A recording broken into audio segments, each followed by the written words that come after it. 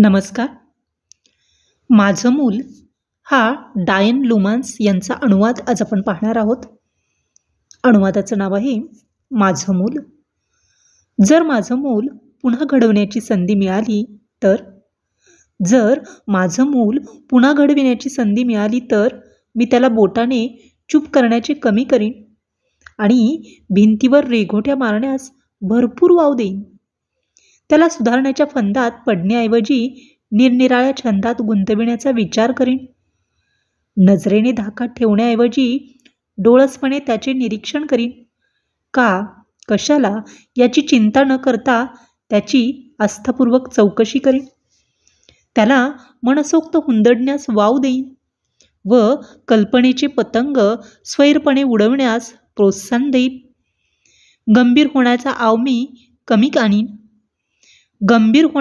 मी कमी आणीन व त्याच्याशी मूल होऊन खेळण्यामध्ये रममाण होईन. त्याला रानोमाळ भटकण्यास संधी देईन व स्वच्छंदपणे ताऱ्यांचा वेध घेण्यातील आनंद लुटू देईल. वेळोवेळी त्याला नाउमेद करण्याऐवजी प्रेमाने कवटाळून आपुलकी निर्माण करीन. त्याच्याबाबत कठोरपणा सोडून देऊन त्याच्याशी मनमिळाऊपणे एकरूप होईन. त्याचे दिखाऊ व्यक्तिमत्व घडविण्याच्या आधी त्याची स्वयंप्रतिमा उज्ज्वल करीन.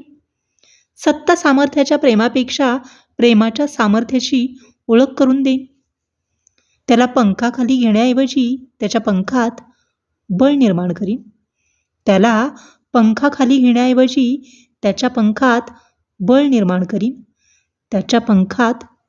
निर्माण करीन. असा हा डायन लुमान्स यांचा अनुवाद माझं मूल.